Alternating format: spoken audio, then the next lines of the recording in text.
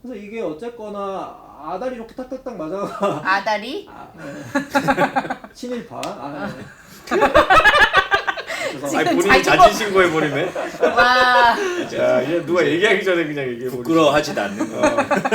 먼저 치고 나가야 공격을 안 받는다.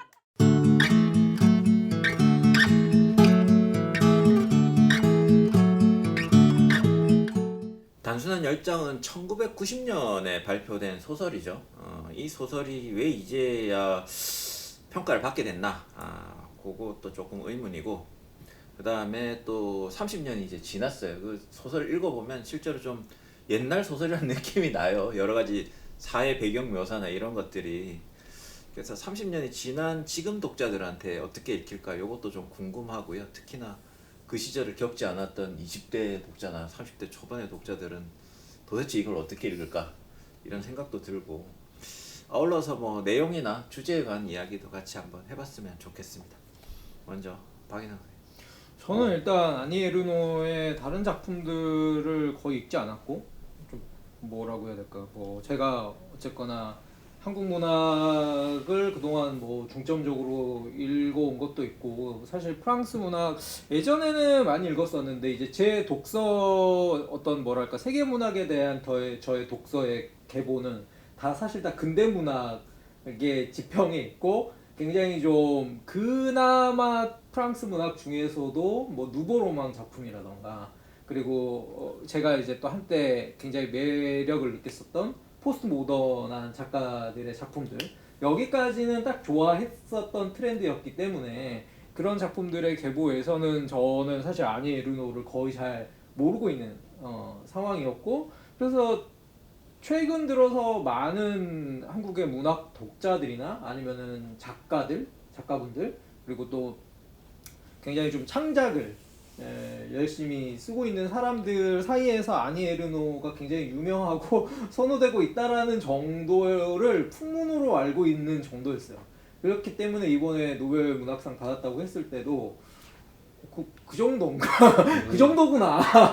내가 몰랐구나. 내가 너 무지했구나. 라는 거를 이제 뭐 알게 되었는데, 그러니까 제가 어쨌거나 이 흐름의 바깥에서 이 현상을 보고 있는 느낌에서는, 그러니까 최근에 지속적으로 우리가 알고 있었던 클래식한 근대 문학에 대한, 어떻게 보면 이거를 시세 하락이라고 해야 될지 평가절하라고 해야 될지 아니면 그 자체의 힘이 떨어진다고 해야 될지 같은 것들을 좀 종합적으로 보여주는 사건 같다라는 생각들도 들었어요. 그러니까 꼭 아니 에르노에 대한 평가라기보다 나머지 우리가 기대해왔던 근대 문학의 특히 서사성을 중심으로 해가지고 세상을 재현하고 어떠한 형태의 문학적인 메시지를 전달할 수 있다고 믿어왔던 이러한 노력들에 대한 기대 자체가 많이 떨어지게 되면서, 이거는 한국 문학의 최근의 흐름과 현상하고 어떻게 보면 병행하는 거잖아요. 모르겠어요. 선후 관계를 솔직히 잘 모르겠어요.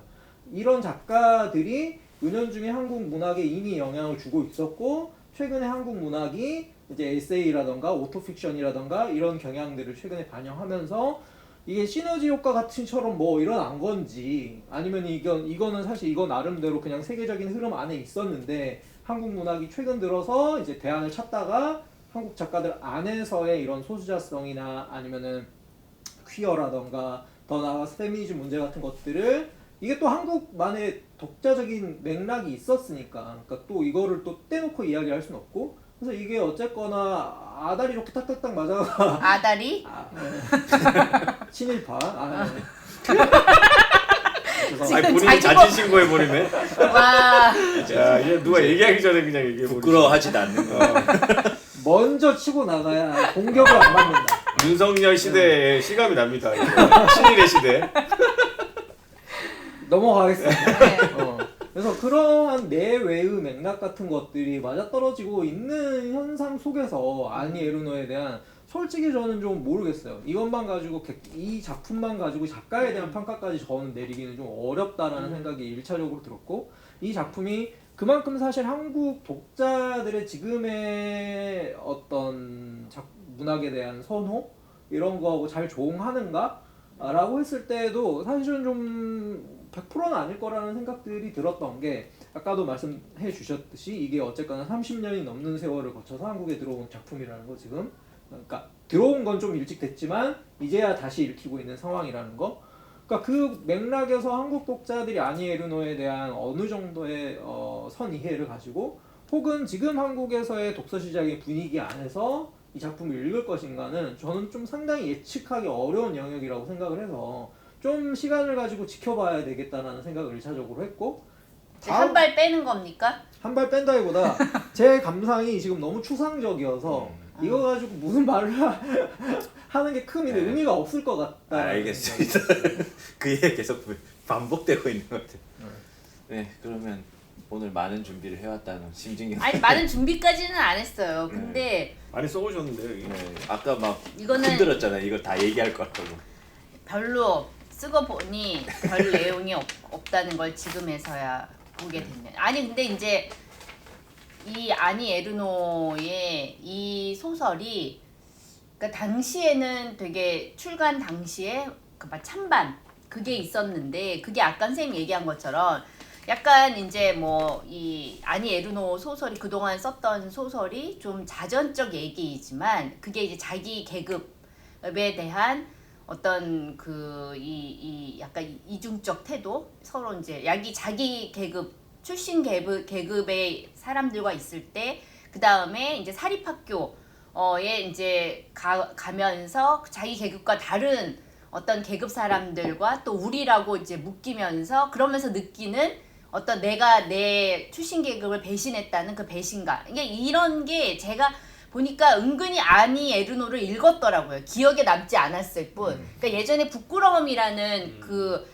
여자 얼굴이 이렇게 표지로 있었던 그것도 제가 읽었어요. 근데 그 책도 이 작가 이렇게 유명한 작가인 줄 모르고 읽었는데 그때도 보면은 그게 이제 그 자기 엄마 아빠가 아무튼 뭐 농부 출신인데 아버지가 엄마랑 무슨 약간 술도 팔고 뭐 잡화도 팔고 뭐 이런 밥도 팔고 뭐 약간 그런 가게를 했는데 그 아버지가 이제 엄마를 막 뭐 때렸는지 막 거의 죽이려고 하는 그런 장면을 목격했다 뭐 약간 이런 식으로 시작하면서 그 자기 이제 그 계급이랑 또 자기가 이제 그 수녀원에서 운영하는 사립학교에서 이제 기숙생활 하면서 그러면서 이 두 계급 사이에서 느끼는 어떤 그런 소속감 없음이라든가 배신감을 내가 이들을 배신했다는 그런 죄책감이라든가 뭐 이런 거 사이에서 왔다 갔다 하는 그런 얘기들을 썼어요. 그래서 근데 이게 이런 식의 소설이 원래 아니 에르노의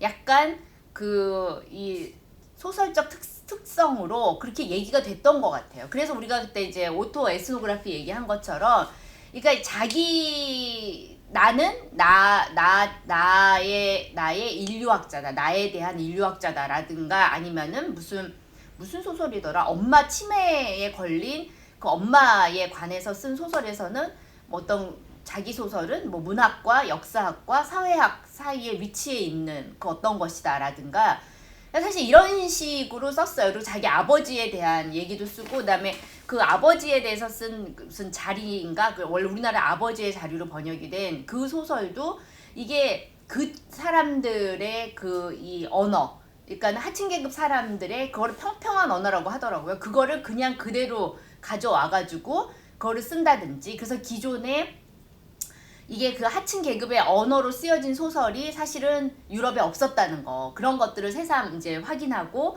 뭐 그런 거에 대한 분노 때문에 소설이란 장르를 나는 거부하겠다 뭐 이런 식으로 그 부르주아의 그 장르고 어떤 남성의 장르다 그러면서 이제 이렇게 쓰기도 하고 그러니까 약간 그런 걸 보면은 굉장히 이제 지금의 어떤 맥락 속에서도 좀 설득력이 있을 것 같은데 근데 이제 지금의 이 단순한 열정이라는 소설만 가지고 봤을 때는 좀 뭐라 그럴까 저는 조금 별로 재미가 없었어요.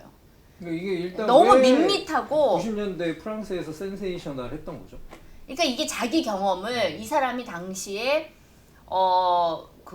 저기 뭐지 그 무슨 러시아 외교관 38 나이도 아니 이미 그 사람은 신분이 다 알려진 것 같던데. 다 이제 이 정도 유명한 작가가 얘기했으면 다 누가 취재를 해서 나왔겠죠. 근데 그래서 38살에 러시아 외교관을 만나서 한 1년 반 정도 이제 막 열정적 사랑을 나눈 불륜인 거죠. 불륜이 그 남자 유부남이었고 그래서 그 기록을 이 사람이 그런 경험을 한 바로 그 다음 해에 이 책을 낸 거예요. 그 남자랑 헤어지고 바로 직후에 다음 해에. 그런데 이게 또 이제 재밌는 게 이 사람이 또 내면 일기라고 그래서 나중에 뭐 내면 일기, 외면 일기, 무슨 작업 일기 해가지고 또 일기 시리즈를 또 되게 많이 내요. 그런데 그러니까 이 사람이 한 10년쯤 뒤에 탐닉이라는 제목으로 이 사람과의 그런 당시의 열정적 사랑의 과정에서 자기가 썼던 일기를 또 출간을 해요. 그래서 뭘까? 왜 이러실까? 아, 그치. 약간 이제 저도 그런 약간 생각이 그런 생각이 들고 그러니까 듣기로는 말 그대로 이 소재적인 파격성 그리고 자기 삶을 말 그대로 이렇게 외부에 어떻게 보면은 소재화해서 드러냈다라고 하는 이거에 대한 파격성 이외에는 사실 센세이셔널함을 잘 아니 이해하기 근데 어려워요. 이제 물론 여기에서는 또 우리가 또 다음 지문에서 또 다루겠지만 그 남자와의 사랑이 어느 정도 이렇게 잠잠해지고 나서 이제 그 전에는 이제 이게 날짜가 없다가 갑자기 그쵸. 이제 날짜가 네, 표기가 되면서 이 남자에 관한 책을 출판하는 얘기가 또 나와요. 출판 과정에 대한 얘기가 뒤에 덧붙여지고 그리고 이게 보면 중간중간에 보면은 물론 이제 의미 부여를 하고 우리가 해석할 수 있는 부분이 있어요. 예를 들면 이 여자는 되게 여기서도 자기가 지적인 활동을 하는 이제 작가이면서 교수라고 하는 거가 드러나는데 근데 이제 평소에는 뭐 마테순환곡을 들었는데 이 남자 만나면서 프랑스의 대중가요 막 이런 거에 더 이끌린다는 둥 그러니까 사실은 어떻게 보면은 그런 이제 자기의 어떠한 모습들을 감추거나 그러지 않고 그런 이게 그 자기의 취향이나 이러한 것들이 실제로 지적인 여자에게 기대할 법한 그런 것이 아니다. 그런 나는 이런 대중가요도 듣고 할리퀸 로맨스에 나오는 어떤 그런 할리퀸 로맨스를 읽는 여자들과 자기를 동일시하기도 하고 또 그런 부분이 있거든요. 그래서 그게 이게 뭐 그게 되게 솔직한 어떤 면에서는 자기를 이렇게 단순히 어떤 불륜을 하고 있다는 사실을 까발렸을 뿐만 아니라 되게 솔직하게 쓰고 있다는 점에서는 볼만한데 아무튼 좀 지금의 이제 관점에서 보면은 조금 애매한 부분도 있고 또 이게 이제 90년대 한국 문학의 장 속에서 요 얘기가 다뤄졌으면 훨씬 더 풍부하게 약간 공지영이나 뭐 이런 그 당시에 김현경의 세월이나 이런 소설도 이게 자기 얘기가 아예 자전적 소설이라고 타이틀을 붙여갖고 나왔잖아요. 그러니까 그 당시 여성 작가의 자전적 글쓰기라고 하는 게 또 하나의 그 흐름이었거든요. 그러니까 그 흐름 속에서 한국 문학에 대한 논의를 좀 더 풍성하게 해주면서 이제 그 같이 읽을 수 있었을 것 같은데 그 지금의 또 여성 문학의 그 이 특성과 그때랑은 또 되게 많이 다르잖아요. 그러니까 그런 상황에서 이제 이 소설이 과연 어떻게 읽힐 수 있을까 좀 못 읽지 않을까 지금의 그런 이 독자들은 약간 그런 생각은 들더라고요. 그래서 일단 조금 더 그 형식 얘기는 좀 뒤에 뒤에 하고요. 가서. 네. 우선은 박권 선생님이 지금까지 입도 한 번 안 열었기 때문에 박권 롯데 선생님이 롯데 출판상 20자평에서 많은 이야기를 수상자. 하시긴 했어요. 저도 이제 선생님들처럼 지금 세대 특히 이제 20대 여성들이나 30대 여성이 이 책을 읽었을 경우에 어떤 반응을 보일지 되게 궁금해요. 윤리적인 감수성이 먼저 예, 작동하지 예, 않나요? 예. 그럴 수도 있고 또 뭐 이게 뭐 그렇게 센세이션한 이야기인가 사실은 더 자극적인 얘기들도 많이 그쵸, 나와 그렇죠. 있는 상황에 이 정도 얘기를 가지고 뭐 그렇게까지 파격적인 내용이라고 할 수가 있나라고 반응할 수도 있고 또 아니면 또 다른 방식으로 반응할 수도 있을 것 같은데 저는 어쨌든 읽으면서 의외로 되게 이거 뭐 이런 내용을 썼을까라는 생각을 하면서도 의외로 되게 끝까지 한 번 읽었거든요. 짧잖아.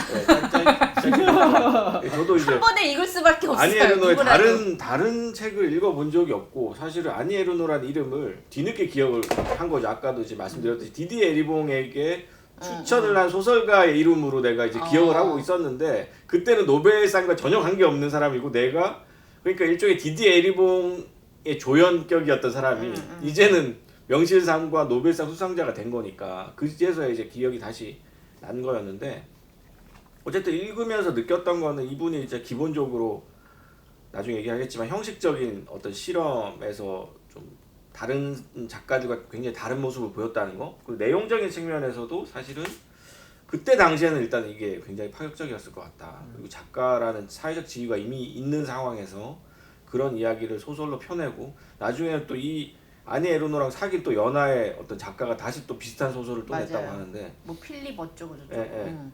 그것이 일종의 이제 사회적으로 확산 유행되는 원초적인 이 소설이 된 거잖아요. 나름대로 시대의 정신이었다라는 거고 그런 면에서 저는 지금 이 한국의 맥락에서 그리고 이 페미니즘 리부트라는 이 이후의 상황에서 이 책이 여성 독자들한테 과연 어떻게 읽힐 것인가라는 저도 이제 되게 호기심이 생기고 그래서 이 부분에 대해서 좀 저도 궁금하다는 생각이 들었어요. 그래서 나중에 뭐 기회가 된다면 꼭 한번 읽으신 분들의 얘기를 듣고 싶다. 여성 20, 30대 여성 독자들의 그런 생각을 했습니다. 네, 그 내용 얘기를 조금 하죠. 어차피 형식 얘기는 뒤에 몰려 있으니까 뭐 제가 볼 때는 맨 마지막 문장이 가장 핵심 문장이었던 것 같아요. 그 남자와의 단순한 욕망이 자신과 세상을 더 가깝게 했다. 그렇게 얘기를 하면서 사실 이 남자랑은 어떻게 보면 굉장히 육체적인 관계에 골몰해 있었던 수밖에 없었던 것 같아요. 왜냐하면 언어적으로 잘 통하지를 않으니까 외국인이고 그 다음 또 연하고 뭐 서로 너무 이질적인 백그라운드를 갖고 있는 사람이라서 어떻게 보면 이 사람이 이 골몰했던 거는 어떻게 보면 진짜로 단순한 열정, 단순한 욕망이었던 것 같아요. 그래서 결국은 그 단순한 내가 배운 사람인데 쉽게 말해서 배운 지적인 사람인데 이 단순한 열정을 통해서 변화해가는 자기 자신을 좀 쭉 추적한 것 같거든요. 맞아요. 아까 말씀하셨듯이 뭐 마태의 순환 뭐 이런 거 듣다가 샹송을 듣는다든가 하는 식으로 자기 자신이 이렇게 그러니까 세상과 분리돼 있던 자기 자신이 이 단순한 열정을 통해서 세상과 어떻게 보면 붙어가는 그 과정에 대한 이야기이지 않을까라는 생각을 했거든요. 그래서 뭐 일단은 이 소설의 외적인 거는 조금 이따가 얘기를 하고 요런 소설의 내적인 얘기를 조금 한번 해보는 게 어떨까 싶긴 하거든요. 이게 첫 시작이 이제 그 포르노를 시청하는 장면에서 시작을 하잖아요. 근데 이전에는 자기는 한 번도 포르노를 본 적이 없다. 근데 물론 이 포르노가 뭐 명확한 어떤 스토리나 이런 걸 알 수 없을 정도로 상당히 이게 지직거리는 그러한 그 스크린을 통해서 모니터를 통해서 이렇게 보기는 했지만 이게 포르노를 이제 보는 장면이 있고 그다음에 이 여성이 예를 들면은 뭐 다비드상을 보면서도 거기에 자기 이제 그 이 상대 남자를 이렇게 투영하죠. 투영하면서 그 남자의 뭐 그런 뭐가 더 생식기가 더 어떻다는 둥 뭐 이런 식의 얘기를 한다든가. 그리고 사실 근데 이게 열정에 대한 얘기이긴 한데 어떻게 보면 두 사람 사이에 어떤 성적인 관계에 대한 묘사는 거의 없어요. 맞아요. 예. 그러니까는 예를 들면은 어떡해! 감히 sorry. 가만히 있었으면 내가 이렇게 딱 해서 잡았을 텐데. 너무 무서워. 대상 본상 수상대 머리를 그러니까 본상 수상자 머리 어이구 이거 보호해줘야 되는데 죄송합니다. 괜찮습니다. 그래서 뭐라 했죠? 아무튼 뭐지? 포르노. 그러니까 성적인 내용 성적인 내용은 없다. 거의 의외로 없다. 근데 의외로 우리나라 90년대 여성 작가들의 소설을 보면은요 아무데나 펼쳐도 훨씬 노골적. 훨씬 더 노골적이에요. 그러니까는 애무의 장면이 그러니까 어쩌고 뭐 저쩌고. 무슨 거기에다 예를 들면은 뭐 자기 그 뜨거운 뭐가 열기가 밀려와서 뭐 훨씬 한다. 그러니까 비유적인 전경민, 언어도 되게 은희경 뭐 맞아요. 아무튼 서하진 소설도 그렇고 당시에 약간 그런- 할리퀸 로맨스 같은 그런 대사들이 식의 많죠. 어떤 장면들을 보는 것 같은 그런 느낌이 좀 있거든요. 근데 의외로 그러한 성적인 장면에 대한 묘사가 없다. 그리고 오히려 이게 말 그대로 이제 이게 일종의 이 열정 때문에 겪게 되는 자기 순환에 가까운 얘기인 것 같아요. 그래서 이게 보면은 이 여자가 일상생활을 거의 유지를 못하잖아요. 그러니까 자신의 이러한 평정한 마음이 계속 이제 뭐 동요하고 그 다음에 자기의 어떤 평범한 일상이 막 무너지고 그러면서 늘 초조해하고 오직 이 남자만을 기다리고 막 이러는 거 아니에요. 그리고 끊임없이 막 이 남자에 대해서 생각하고 그래서 이게 어떻게 보면은 전형적인 로맨스나 아니면 불륜이라든가 그에 관한 우리가 흔히 이제 열정적 사랑이라고 하면 떠올릴 법한 어떻게 시작해서 어떻게 절정에 이르렀다가 어떻게 그 사랑이 식게 되는지 그게 아니라 철저하게 나의 어떠한 마음의 변화라든가 내 삶의 변화를 이렇게 따라가면서 그러면서 뭐 이렇게 자기가 그 남자 때문에 어떻게 변화하게 되는 그런 지점들 이런 부분들을 조금 따라가면서 쓰고는 있다. 이게 언어적인 것도 중요하다고 생각하거든요. 그러니까 물론 저는 여기서 뭐 문학적인 언어성을 그렇게 따지고 싶진 않은 게, 그러니까 사실은 뭐 여기서 반과거 시제를 중반까지 쓰고 있다가 이제 헤어진 이후에 이제 그 남자의 결별을 공식화하는 언어로 전환을 했을 때는 뭐 현재 시제로 바꾼다. 근데 이런 것도 사실은 좀 소설이었다면은 훨씬 더 그냥 말해주지 않고 바뀌었을 거라는 생각이 드는데, 이게 또 어떤 면에서는 그런 오토픽션적인 차원에서 독자에게 주석으로 친절하게 알려주잖아요. 난 여기서부터는 이제 반과거 시제를 포기하고 현재 시제로 쓴다. 그러니까 뭐 이런 걸 알려주는 것부터가 사실은 우리가 알고 있는 그런 방식의 고전적인, 그러니까 마치 까미의 이방인에서 반과거 시제를 쓰는 것 같은 그런 느낌하고는 또 차이가 있어요. 그러니까 이거 되게 의식적인 언어라고 하는 거, 그러니까 내가 지금 쓰고 있다라고 하는 행위 자체를 계속해서 환기하면서 쓰고 있는 거죠. 그러니까 이런 거가 오히려 이제 섹슈얼리티를 대하는 태도하고도 좀 관련돼 있다는 생각이 드는 게,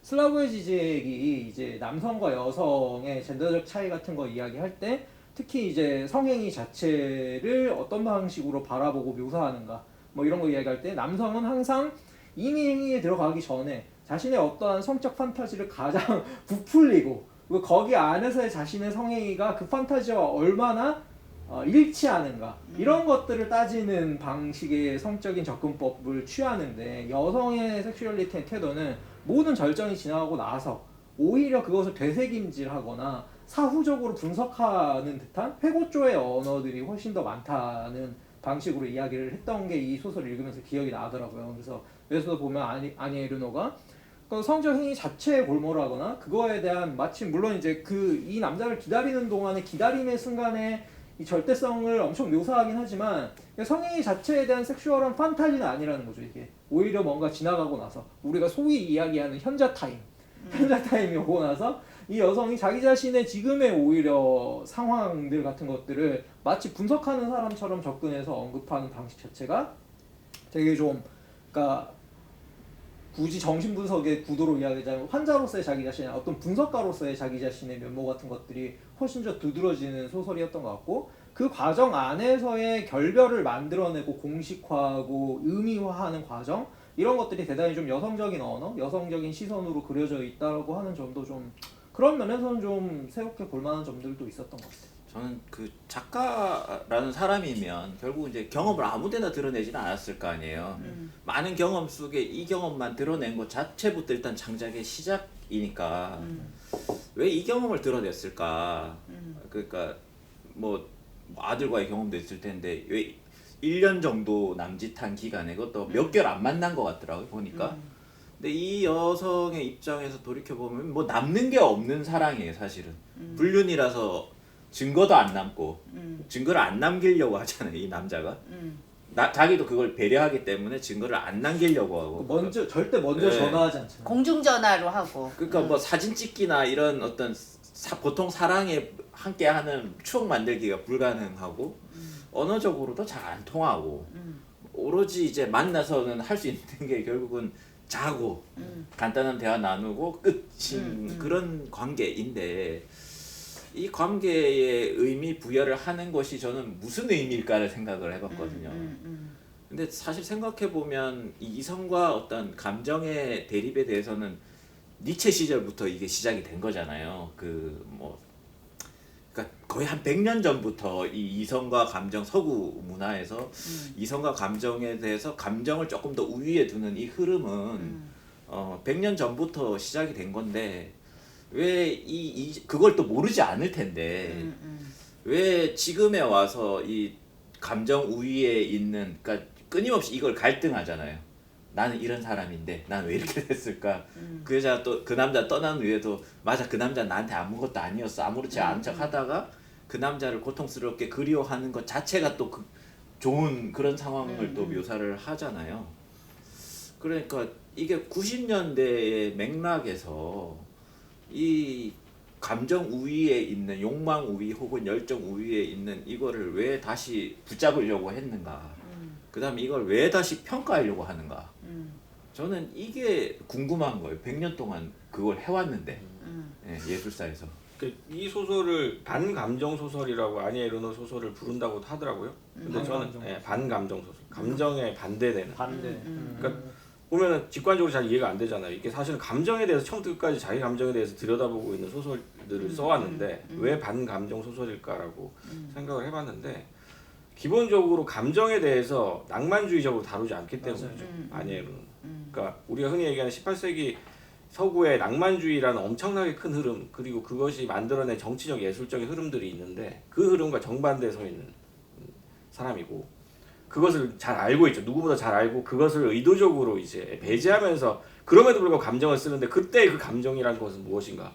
내가 봤을 때 그 물질성이거든요. 그리고 또한 그 물질성이라는 것은 부르디에식으로 얘기하는 계급적 물질성이 아니에요. 글자 그대로 동물로서 날 것으로의 물질성. 요즘 이제 신유물론 같은 데서 얘기되는 글자 그대로의 물질, 동물과 사람이 관계 맺고 사물과 사람이 관계 맺는다는 의미에서의 그런 물질성이거든요. 그런 것들을 일종의 반감정이라고 해석할 수도 있고 물질 일종의 유물론, 새로운 유물론적으로 해석을 할 수도 있죠. 그렇게 본다면 이 아니 에르노가 이 단순한 열정에서 묘사하고 있는 이야기들은 굉장히 안티 부르디에적이기도 하다. 왜냐하면 그 전까지는 실제로 이분이 계속해서 부르디에가 나에게 영향을 굉장히 많이 줬고 부르디에에 대한 그 추도사도 신문에 실었을 정도의 영향을 많이 받은 사람인데 이 소설에서는 부르디에가 말한 방식과 정반대의 자기 변화를 얘기하거든요. 부르디에는 계급이 취향을 결정한다고 얘기를 하지만 여기서는 자기의 성적 취향이 계급을 결정해버려요. 자기가 성적으로 이 남자에게 끌리고 글자 그대로 성적으로 탐닉하게 되면서 자신이 이미 갖고 있었던 이미 고정된 것으로 여기고 있었던 계급적 취향들이 변해버린단 말이죠. 그것이 일시적이든 영구적인 것이든 상관없이 어쨌든 그 순간에 그것이 진실이다. 그 변화라는 것에 대해서 직시할 수밖에 없었다라고 이제 하고 있다는 점에서 굉장히 이 감정을 드라이하게 드러내면서도 그것을 굉장히 이제 유물론적으로 그 유물론이라는 것이 과거 좌파들이 얘기했던 계급적 유물론이 아니라 글자로 물질성으로서의 유물 그런 것들을 좀 보여주는 것 같아요. 이 소설이. 초반부에는 약간 계급적 유물론도 나오긴 해요. 예를 들어서 그 외교관 남자가 입고 있는 입생로랑 정장이라던가 뭐 그런 어떤 계급의 기호들 이런 것들을 처음에는 유심히 보는 면들이 있는데 후반으로 가면 갈수록 이제 또 그런 어떤 기호들에 대한 이야기도 사라지는 거? 그렇죠. 처음에 아마 이 남자한테 끌렸던 아니 에르노 끌렸던 이유 중에 하나는 이분이 이 남자가 사실은 다른 나라 사람이고 프랑스적 의미에서의 계급적 문화에서 벗어나 있기 때문에 이 사람은 사실은 어떻게 보면은 프랑스로 치면은 되게 상류 계급에 속한 엘리트인데도 불구하고 되게 취향은 저속한 취향을 갖고 있죠. 대중적인 취향을 갖고 있죠. 그런데 그런 부분들에 대해서 아니 에르노는 만약에 이 사람이 프랑스 사람이었다면 선입견을 갖거나 스스로 내적인 갈등을 일으켰을 텐데 러시아 사람이기 때문에 오히려 자유롭게 육체에만 탐닉할 수 있었던 거죠. 그런 면에서 되게 해방감을 느끼지 않았을까라는 생각이 들어요. 저도 좀 동의하는 게 그러니까 욕구에 대한 재발견인 것 같아요. 재발견. 네, 욕망도 아니고 사실은 이제 욕망보다 더 단순화되어 있는 그러니까 단순한 성적인 욕구. 이 욕구가 나를 어떻게 변화시켰고 나의 욕망을 어떻게 변화시켰는가를 역으로 생각하고 있다는 생각이 좀 들었어요. 그러니까 이제 깎아서 그러니까 이전에 100년 전과 다른 점은 깎아서 이제 욕구가 남았을 때 그럼 인간은 욕구가 인간한테 어떻게 영향을 미치는가, 나한테 어떤 영향을 미쳤는가, 요거를 좀 파고 들어갔던 게 아닐까 그런 생각이 들더라고요. 욕구만 남았다고 하더라도 인간이 네. 또 동물과 똑같아지진 않아요. 그러니까. 욕구를 통해서 다시 문화를 생각하고 계급을 생각할 수밖에 없거든요. 그러니까 그 근데 욕구를 여기- 생각하고 있는 자기 자신. 근데 이 욕구에 대한 탐구이기도 하지만 어떻게 보면은 그 욕구가 불러일으키는 자신의 내적 변화를 그렇죠. 이제 따라가는 건데 그 내적 변화에 대한 서술이 굉장히 이제 드라이하게 이루어지고 있고 또 그 감정 자체를 지금 선생님이 얘기한 것처럼 일단 어떤 물질적인 어떤 것으로 이렇게 바라보고 있다라는 거. 그래서 그러한 그 감정들이 뭔가 어떤 우리가 흔히 얘기하면은 뭐 기쁘다 슬프다라는 식의 그런 표현이 아니라 이제 훨씬 더 어떤 상황에 이제 붙어 있다든지 아니면은 이런 식의 맨 처음에 나오는 그런 지지직거리는 그런 포르노 영화에 붙어 있든지 그러니까 그 감정이라고 하는 것을 상당히 좀 뭐라 그래야 되지? 이렇게 따로 동떨어져서 이렇게 움직이는 어떠한 물체처럼 그렇게 바라보는 그런 부분은 있는 것 같아요. 근데 뭐 잘 모르겠다. 그렇지만 그러니까 그런 건 알겠는데 뭔가 이런 거죠. 그러니까 솔직히 이게 뭔가. 아무튼 잘 모르겠다. 그러니까 이 소설이 그렇게 저한테는 제가 읽는 동안에는 적어도 이 소설 저 오히려 부끄러움이라는 소설을 그때 되게 재밌게 읽었던 것 같아요. 그러니까 우리가 좀 익숙하게 알고 있는 어떠한 그 방법이나 그 어떤 그 두 계급 사이에서 이제 다 각각의 어떤 그 공동체를 만든 거 아니에요. 그래서 어떤 그 격차라든가 뭐 이런 것에 대해서 이제 다루고 있기 때문에 우리한테 더 익숙한 어떤 테마이기도 하고 그리고 이제 문학이 그런 사회학적인 탐구를 하고 있다는 점에서 또 흥미롭기도 하고 근데 그런 점에서는 그런 게 더 얘기할 게 더 풍부하고 그런데 이 소설의 경우에는 어떤 점에서는 그 작가가 그 이전에 그런 식의 소설로 이렇게 약간 사회적으로 크게 이제 그 주목받고 문학적으로 크게 주목받고 그랬는데 또 이러한 것을 또 약간 배반하면서 그러면서 또 이제 어떻게 보면은 굳이 들추지 않아도 될 얘기를 이렇게 얘기하는 방식들 이러한 것들이 어떻게 보면 작가가 조금 이 문학계나 혹은 프랑스 사회에 던지는 일종의 어떤 전략적 충격파 같은 그런 느낌도 그래서 굉장히 좀 이 작가가 아주 전략적이라는 느낌이 사실은 들어요. 그러니까는 뭔가 우리가 작가라고 하면 생각하는 막 뭔가 어떤 영감이 있고 막 그걸 가지고 뭘 어떻게 하고 이게 아니라 되게 내가 그 다음에 어떻게 써야 될지 그런 거를 너무나 어떻게 하면 사람들이 더 충격을 받을 수 있을지 네, 용이하죠. 되게 내가 어떻게 하면 화제가 될 수 있을지 이런 것들을 되게 잘 아는 것 같아요. 그러니까 그 다음에 이제 뭐 33살이나 어린 남자랑 만나가지고 또 그 남자에 관한 또 책을 쓰고 근데 또 그 남자가 이 여자랑 또 이렇게 만난 얘기를 7년이나 만났대요. 근데 그 만난 얘기를 또 이 단순한 열정의 구성이랑 똑같이 문장도 똑같이 해가지고 그 소설을 또 썼다는 거여서 이게 뭘까? 예전에 그 디디에 에리봉 랭스로 되돌아가다 할 때도 약간 그런 비슷한 얘기를 했었는데 저는 이 부르디에의 아비투스 이론이 전 한국에는 잘 안 맞는다고 생각하거든요. 맞아요. 왜냐하면 우리가 그 매일같이 뉴스에서 보고 있는 윤석열 대통령 이 사람이 한국에서는 초엘리트. 초엘리트잖아요. 서울대 법대를 나오고 사법고시 지금 대통령인 사람인데 응. 그 사람이 쓴 언어는 완전히 이거는 저작거리 언어잖아요. 프랑스에서는 사실은 이런 것들이 있을 수가 없는 일인 거죠. 예전에 미테랑이 썼던 언어들도 굉장히 고급진 프랑스어였고 또 부르디에가 사실은 프랑스 남부의 굉장히 시골의 출신이기도 했고 그분이 이제 공부를 잘해가지고 고등상호학교 이런 데 가서 이제 엘리트 출신의 사람들과 만나서 끊임없이 이제 촌뜨기라고 놀림을 받으면서 그 원한이 쌓이고 쌓여가지고 이게 이론으로 승화된 것이 아비투스 이론이란 말이죠. 사실은 까놓고 얘기하면 그거거든요. 또 니체가 1승했네. 네, 사실 그게 되게 강하다고 생각해요 르상티만. 저는. 네, 뭐 부르드의 전기를 읽어보더라도 그렇고. 그런데 한국이 과연 그런 계급적으로 딱딱 아비투스가 나뉘는 사회인가? 그렇진 않죠 사실은.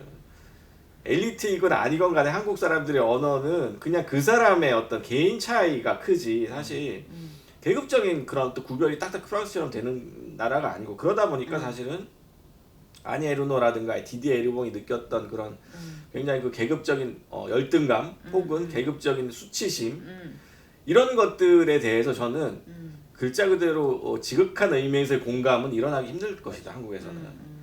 반면에 아니 에르노도 이제 그런 소설을 써오다가 사실은 이 단순한 열정에 이르러서는 굉장히 이제 감각적인 차원에서 부르데를 다시 한번 뒤집는 아비투스 이론 다시 한번 뒤집는 모습을 보이는데 그렇게 오히려 이런 소설이 한국에서는 더 설득력이 있지 않을까 하는 생각도 해봅니다. 아니 근데 그 일기가 잠깐만요. 끊고 계속 이야기의 이야기라서 좀 끊고 네. 다음 질문으로 넘어가죠. 알겠습니다. 네.